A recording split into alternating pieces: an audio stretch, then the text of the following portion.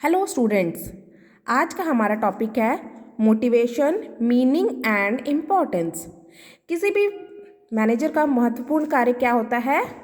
Attainment of pre determined objectives. ये किस प्रकार से ऑब्जेक्टिव अचीव किए जाते हैं? बाय वेरियस पर्सन्स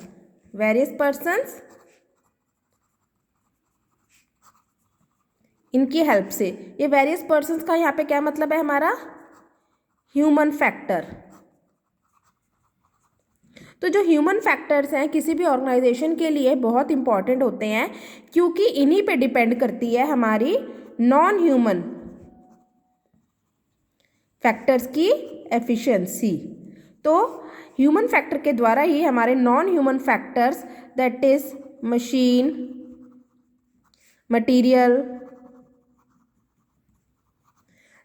कैपिटल, इन सब का यूटिलाइजेशन डिपेंड करता है। तो किसी भी ऑर्गेनाइजेशन के लिए ह्यूमन फैक्टर्स बहुत इंपॉर्टेंट होते हैं, क्योंकि इन्हीं पे हमारे नॉन ह्यूमन फैक्टर्स का यूटिलाइजेशन डिपेंड करता है। तो अब क्वेश्चन अराइज होता है कि किसी भी ह्यूमन फैक्टर की एफिशिएंसी दो फैक्टर पे डिपेंड करती है। Efficiency of human factor depends upon, किस पे डिपेंड करती है? फर्स्ट है ability to do work,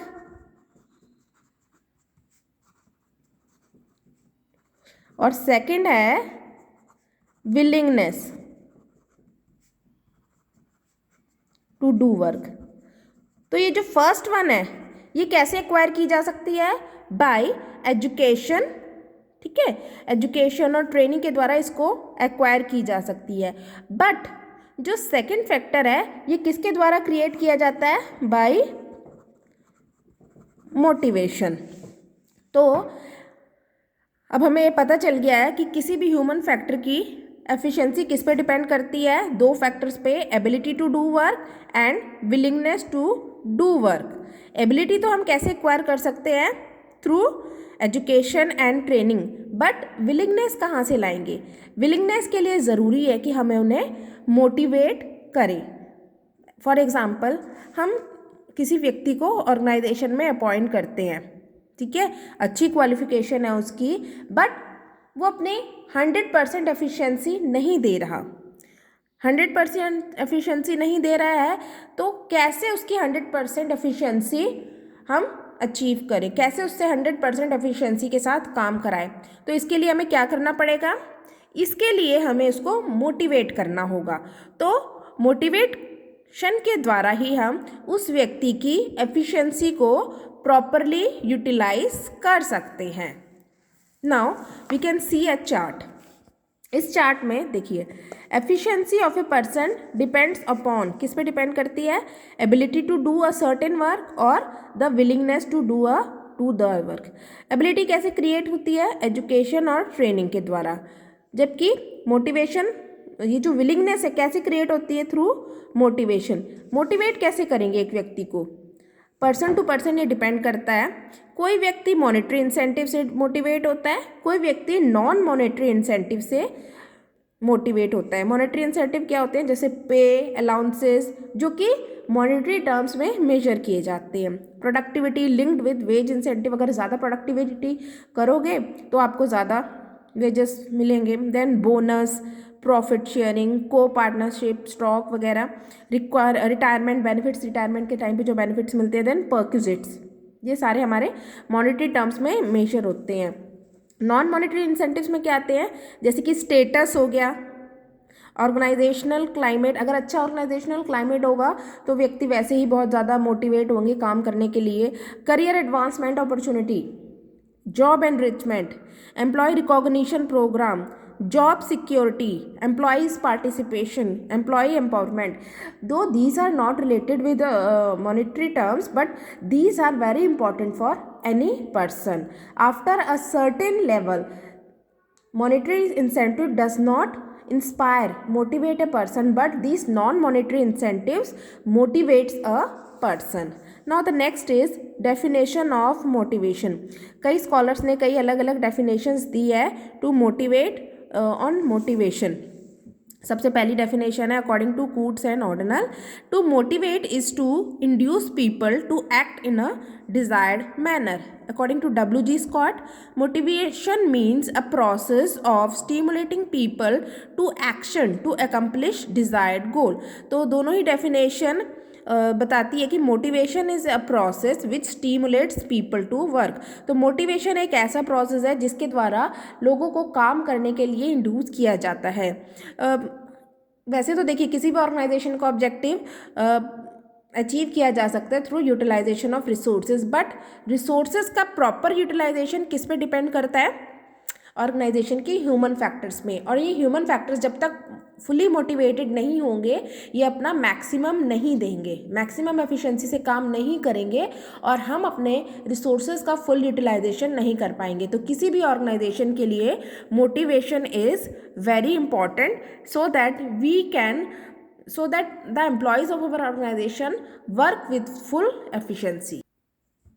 Now next is characteristics or nature of motivation. Different scholars ने जो आइडियाज़ दिए हैं डेफिनेशंस में अपनी, उसके द्वारा हम बता सकते हैं कि मोटिवेशन की क्या कैरेक्टरिस्टिक्स या नेचर है। सबसे पहले तो ये है एक इंटरनल फीलिंग। इंटरनल फीलिंग का क्या मतलब है? मोटिवेशन एक साइकोलॉजिकल फीलिंग है जो कि हमारे अंदर होती है।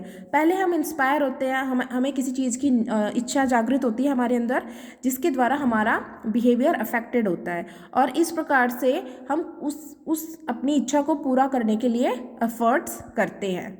ठीक है, जैसे हमें भूख लगती है, अंदर से हमारी कोई भूख लग रही है, फिर हम क्या करेंगे? उसको पूरा करने के लिए उठेंगे, खाना खाएंगे। ठीक है, तो ये हमारी इंटरनल फीलिंग है। Then it is a continuous process. Continuous process किसी भी मैनेजर का जॉब सिर्फ एक बार अपने जो ह्यूमन फैक्टर्स है, जो हमारे एम्प्लॉयज़ हैं, उनको मोटिवेट करने के साथ ख़त्म नहीं हो जाता, बल्कि ये टाइम टू टाइम चलता रहता है। जैसे जैसे आपकी एक नीड रियलाइज़ होती है, आपको दूसरी नीड फेल्ट होती है। तो इस प्रकार आपको टाइम टू टाइम मोटिवेट करना पड़ता है।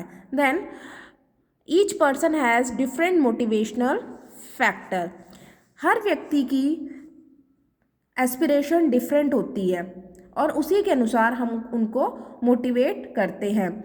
मोटिवेशन के लिए हर व्यक्ति की नीड्स अलग होती है, तो हम उन्हीं फैक्टर्स के अनुसार, क्योंकि एक साइकोलॉजिकल प्रोसेस है, जिस व्यक्ति की जो इच्छा होगी हमें उसी के अनुसार उसको मोटिवेट करना पड़ता है। देन मोटिवेशन में भी मॉनिटरी और नॉन मॉनिटरी। तो मोटिवेशन की एक इम्पॉर्टेंट करेक्टरिस्टिक्स है कि इसको हम किसी भी कई प्रकार से दे सकते हैं। किसी व्यक्ति के लिए मॉनिटरी नीड्स ज़्यादा इंपॉर्टेंट होती है और कुछ लोगों के लिए non monetary methods of motivation ज़्यादा इंपॉर्टेंट होते हैं। जैसे किसी को अगर आप, डिपेंड करता है आपके स्टेटस के ऊपर, जैसे कोई व्यक्ति है उसको अगर आप ज़्यादा एक्स्ट्रा सैलरी दोगे तो उसके लिए वो ज़्यादा मोटिवेशन होगा, बजाय इसको कि आप उसको एक मेडल दे दो। ठीक है, तो अगर आपको ज़्यादा सैलरी मिलेगी तो आप उससे अपने और खर्चे पूरे कर सकते हो। ठीक है, और मेडल दे दोगे तो बस वो तो घर में सामने टांगा हुआ ही है। तो डिपेंड करता है पर्सन टू पर्सन कि उसके लिए कौन सा मोटिवेशनल फैक्टर ज़्यादा इम्पॉर्टेंट है। Then important function of management. जो मोटिवेशन है ये मैनेजमेंट का एक महत्वपूर्ण कार्य है। अगर कोई भी मैनेजर एफिशिएंट नहीं होगा तो वो बाकी के फंक्शन एफिशिएंटली परफॉर्म नहीं कर सकता है। फॉर एग्जांपल किसी मैनेजर के पास बहुत अच्छे अच्छे प्लान हैं ऑब्जेक्टिव्स के लिए, अपने ऑब्जेक्टिव्स को अचीव करने के लिए, बट वो उनको तब तक अचीव नहीं कर सकता जब तक वो अपने एम्प्लॉयज़ को मोटिवेट नहीं करेगा उनको प्रैक्टिकली शेप देने के लिए। ठीक है, तो जितने भी हमारे प्लान्स बनाए हैं वो सारे वेस्ट जाएंगे अगर हम अपने एम्प्लॉयज़ को मोटिवेट नहीं कर पाएंगे। Then it stimulates people to do work. कोई भी व्यक्ति किसी भी ऑर्गेनाइजेशन में अपनी क्वालिफिकेशन एजुकेशन के बेसिस पे अपॉइंट किया जाता है, पर ज़रूरी नहीं है कि वो अपनी फुल कैपेसिटी के साथ काम करेगा। मोटिवेशन के द्वारा हम व्यक्ति को स्टिमुलेट करते हैं कि वो अपनी फुल कैपेसिटी के साथ काम करे। Next is it helps in securing industrial peace. Motivation के द्वारा हम लोगों को मोटिवेट करते हैं कि वो अपनी फुल कैपेसिटी के साथ कार्य करें, बट इसके द्वारा हम इंडस्ट्रियल पीस को भी सिक्योर करने में हमें मदद मिलती है। किस प्रकार से? देखिए, मोटिवेशंस के द्वारा हम लोगों को मोटिवेट करते हैं कि वो अपनी फुल कैपेसिटी का यूटिलाइजेशन करें। इससे क्या होता है, जब वो अपनी फुल कैपेसिटी का यूटिलाइजेशन करते हैं तो अच्छी और बेहतर प्रोडक्शन होती है। एंटरप्राइज अगर अच्छी और बेहतर प्रोडक्शन होगी तो एंटरप्राइज ज़्यादा प्रॉफिट अर्न करेगी और अपने एम्प्लॉयज़ को ज़्यादा फैसिलिटीज़ देगी। इससे क्या होगा, both employer and employ get satisfaction. ठीक है। Next is creates morale. Creates morale, देखिए मोटिवेशन और मोराल वैसे तो डिफरेंट है। Morale is created among employees by motivating them which converts their ability to do work into their willingness to do their work. इससे पता चलता है कि मोटिवेशन मोराल क्रिएट करने में भी हेल्प करती है। Only solution to problems. एक मैनेजर बहुत सारी प्रॉब्लम्स को फेस करता है अपने सबॉर्डिनेट से काम निकलवाने में, बट मोटिवेशन के द्वारा हम अपने एम्प्लॉयज़ से काम करवा सकते हैं, वो भी फुल विलिंगनेस के साथ। तो थ्रू द मीडियम ऑफ, जब तक आप अपने एम्प्लॉयज़ को मोटिवेट नहीं करेंगे, अपने सबॉर्डिनेट्स को मोटिवेट नहीं करेंगे, तब तक आप अपनी प्रॉब्लम्स का सॉल्यूशन नहीं प्राप्त कर सकते हो। Then relates with all levels of organization. Motivation की एक कैरेक्टरिस्टिक ये भी है कि ये ऑर्गेनाइजेशन के हर लेवल पे इसकी ज़रूरत होती है। देखिए, ये नहीं है कि सिर्फ टॉप लेवल के मैनेजर को अपने सबॉर्डिनेट्स को मोटिवेट करना है। हर लेवल पे ऑर्गेनाइजेशन को अपने एम्प्लॉयज़ को मोटिवेट करना ज़रूरी है।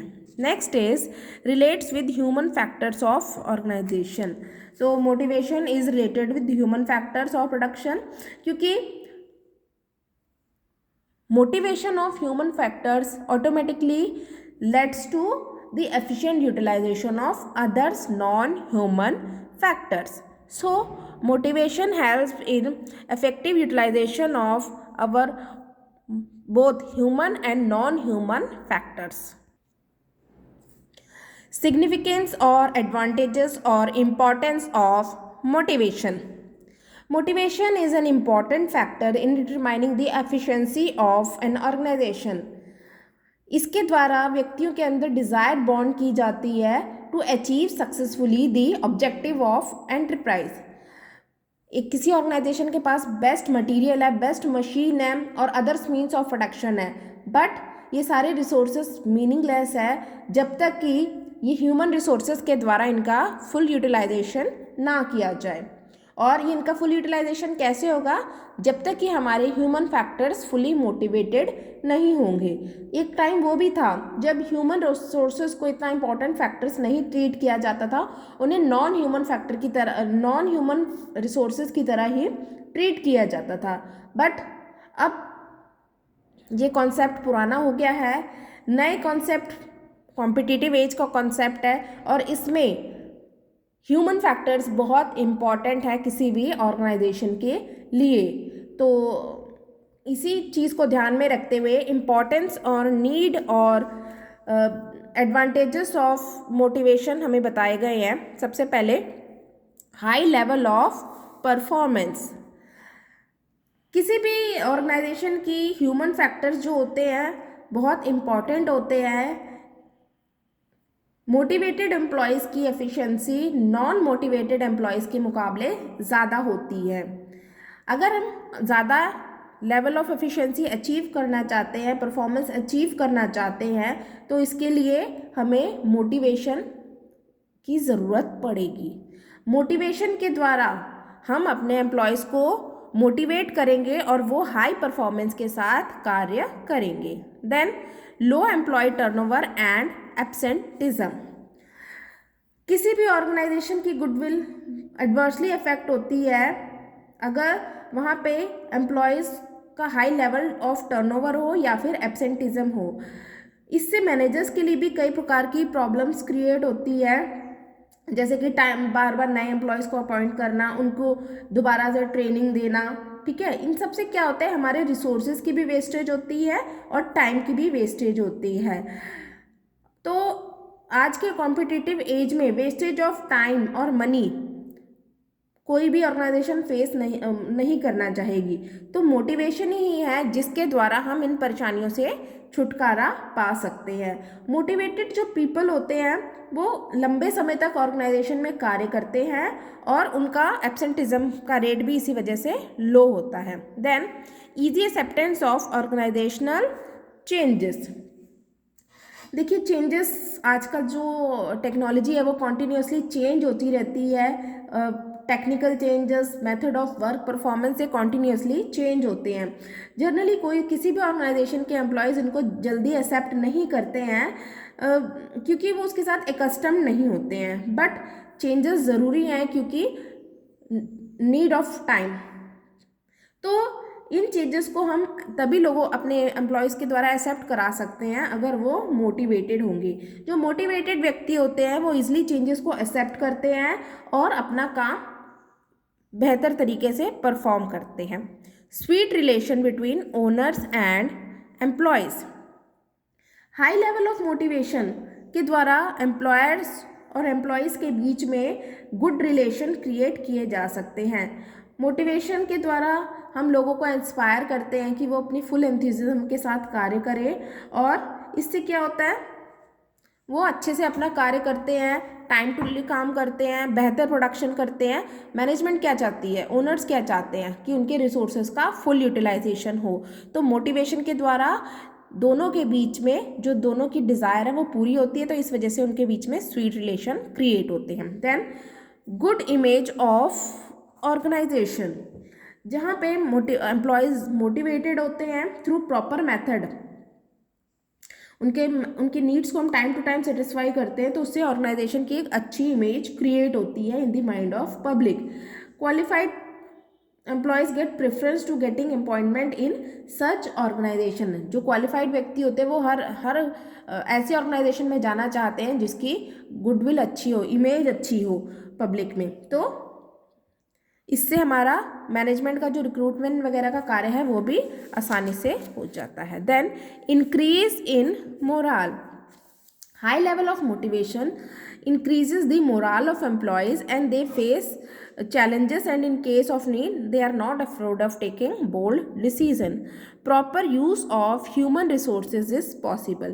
Human resources has an important place among the other resources of production. The success or failure of any enterprise depends on the proper utilization of these resources. In resources जो बाकी के resources हैं उनका utilization किस पे depend करता है, human factors पे, और मोटिवेशन के द्वारा हम उनको अपनी फुल एफिशिएंसी के साथ कार्य करने के लिए प्रेरित करते हैं। तो इससे क्या होता है, हमारा जो ऑब्जेक्टिव है ऑर्गेनाइजेशन का वो इजीली अचीव हो सकता है। देन हेल्पफुल इन अचीविंग गोल। हमें एम्प्लॉयज़ को राइट वे शो करना होता है कि किस प्रकार से आपको ऑर्गेनाइजेशन के ऑब्जेक्टिव अचीव करने हैं। तो जब हम एम्प्लॉयज़ को मोटिवेट करते हैं थ्रू मॉनेटरी और नॉन मॉनेटरी इंसेंटिव्स, तो वो अपनी पूरी एफिशिएंसी के साथ कार्य करते हैं। इससे क्या होता है, ऑर्गेनाइजेशन के ऑब्जेक्टिव्स ईजिली अचीव होते हैं क्योंकि highly motivated employees full efficiency के साथ काम करते हैं। इससे जो हमारे बाकी फैक्टर्स ऑफ प्रोडक्शन है, मशीनरी, मटीरियल, ये सारे ईजिली अच्छे से इनका फुल यूटिलाइजेशन होता है। तो जब किसी भी ऑर्गेनाइजेशन के रिसोर्सेज का फुल यूटिलाइजेशन होता है, उससे क्या होता है, वो अपने गोल्स को ईजिली अचीव कर लेते हैं। Then builds good relation among employees. तो since most of the needs of motivated people are satisfied, their behavior assumes calmness, क्योंकि हमारे एम्प्लॉयज़ की मैक्सिमम जो नीड्स हैं उनको हमने फुलफ़िल कर दिया है थ्रू मोटिवेशन, तो उनका बिहेवियर कैसा हो जाएगा, काम। अगर एक व्यक्ति की नीड्स पूरी नहीं है तो वो फुल एफिशिएंसी के साथ काम नहीं करता, उसका मन हमेशा अशांत रहेगा। सपोज़ किसी के घर में पैसों की किल्लत है, बट अगर हम उसको मॉनिटरी इंसेंटिव्स देंगे कि अगर आप ज़्यादा काम करोगे, फुल एफिशिएंसी के साथ करोगे, अगर टारगेट अचीव करते हो तो आपको एक्स्ट्रा इंसेंटिव मिलेगा, तो वो व्यक्ति ज़्यादा मेहनत से काम करेगा और उसको एक्स्ट्रा मॉनिटरी बेनिफिट्स जो मिलेंगे उससे वो अपने घर की ज़रूरतों को, जो एक्स्ट्रा ज़रूरतें उनको पूरा कर लेगा। तो उससे क्या होगा, उसको घर से कोई परेशानी नहीं है कि घर में कोई चिंता है अब उसको, तो उससे क्या होगा, उसका दिमाग शांत रहेगा। शांत रहेगा, उससे क्या होगा, वो ऑर्गेनाइज जब काम करेगा अपने ऑफिस में तब भी वो बहुत बेहतर तरीके से शांति से कार्य करेगा। इससे क्या होगा, आपस में हमारे कोऑपरेशन की भावना जागेगी, व्यक्तियों के बीच में किसी प्रकार का कॉन्फ्लिक्ट नहीं होगा और अदर रिसोर्सेज का जो वेस्टेज है वो मिनिमम होगा। तो जब व्यक्ति शांत स्वभाव से कार्य करेगा तो बाकी रिसोर्सेज का वेस्टेज भी कम से कम होगा। तो जो हमने अभी ऊपर फैक्ट्स पढ़े उससे क्लियर होता है कि किसी भी ऑर्गेनाइजेशन के लिए मोटिवेशन एक इम्पॉर्टेंट टूल है in the hands of management for the attainment of objectives of individuals and also the organization economically and efficiently. तो मोटिवेशन के द्वारा खाली ऑर्गेनाइजेशन के नहीं बल्कि ह्यूमन फैक्टर्स के भी जो ऑब्जेक्टिव्स है वो फुलफिल होते हैं। सो मोटिवेशन के द्वारा जो सबॉर्डिनेट्स हैं उनको गाइड किया जाता है in desired direction and the wastage of human and other human resources factors of production are minimized. On the basis of above discussion, now we comes to know the objectives of motivation. Motivation की क्या objective है? सबसे पहले to attain a high level of efficiency. किसकी? दोनों की, human factor और non human factor. Non human factors की एफिशिएंसी किस पे डिपेंड करती है? ह्यूमन फैक्टर पे, ठीक है। Then to reduce employees turnover and absenteeism, to make organizational changes acceptable, then to establish sweet relation among the employer and the employees, to create a good image of organization, to increase the morale of employees, to make proper use of human resources, next to achieve the goals of organization, next to create good relation among employees, then to satisfy various needs of employees. So these are the various objectives of motivation. Now next is what is the motivation process. So हमें ये जानना ज़रूरी है कि motivation process क्या है, कहाँ से ये स्टार्ट होता है और ये कहाँ ख़त्म होता है। ये जो प्रोसेस है एकदम से शुरू और एकदम ख़त्म नहीं होता, ये वेरियस स्टेप्स का कॉम्बिनेशन है। रॉबिन एंड काउटलर हैव ने ये प्रेजेंट किया है नीड सेटिस्फाइंग प्रोसेस। क्या है ये मोटिवेशन का प्रोसेस? सबसे पहला है अनसेटिस्फाइड नीड। फर्स्ट स्टेप में मोटिवेशन के कि एक पर्सन को किसी चीज़ की नीड फील होती है, उसे ऐसा महसूस होता है कि उसको किसी चीज़ की कमी महसूस हो रही है। नेक्स्ट क्या है, उसको टेंशन होती है। इस स्टेप में उस व्यक्ति को टेंशन होती है कि उसकी कोई नीड सेटिस्फाई नहीं हो रही है। नेक्स्ट क्या है, drive. Drive signifies some sort of terminal in the mind of person concerned. इसका मतलब क्या है, इस स्टेप में जो भी पर्सन है जिसके माइंड में कोई अनसेटिस्फाइड नीड थी, उसको टेंशन हुई थी, वो कोशिश करता है अपने नीड को फुलफिल करने की, ठीक है। तो किसी भी व्यक्ति की नीड की फुलफिलमेंट किस पे डिपेंड करती है? Direction and intensity of the drive. कितनी ज़्यादा आपको उस चीज़ की ज़रूरत है उसी पे डिपेंड करती है आपकी ड्राइव। नेक्स्ट है सर्च बिहेवियर। सर्च बिहेवियर इस स्टेप में जो पर्सन है वो ट्राई करेगा to discover different options to fulfill his needs. He puts the best option into his operation, ठीक है। जैसे एक व्यक्ति को प्यास लगी है, ठीक है, उसकी अनसेटिस्फाइड नीड थी प्यास, उसको टेंशन हुई कि मुझे प्यास लग रही है।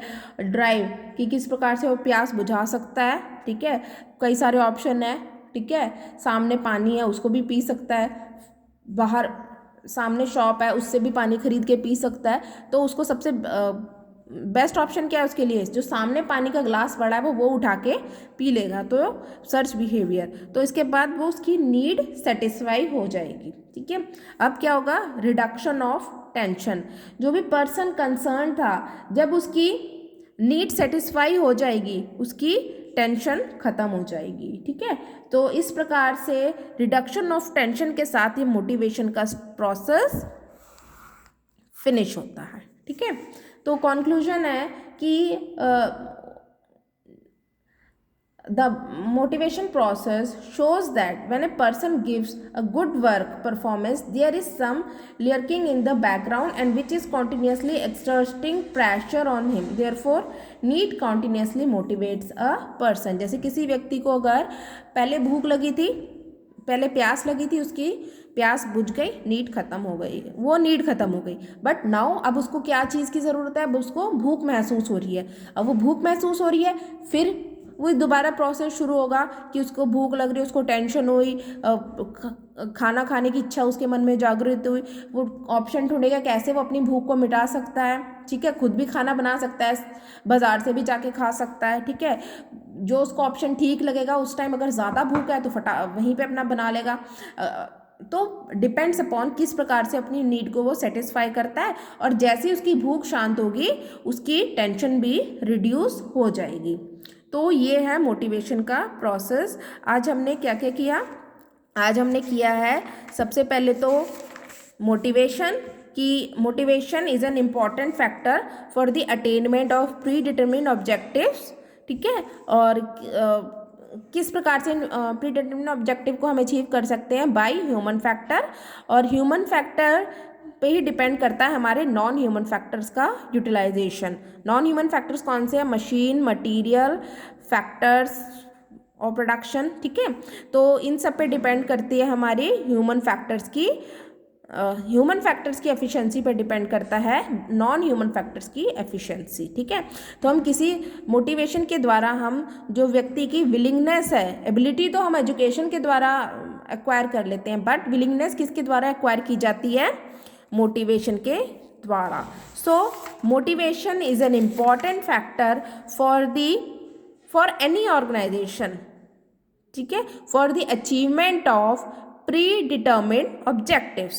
So this is the topic for today. Thank you.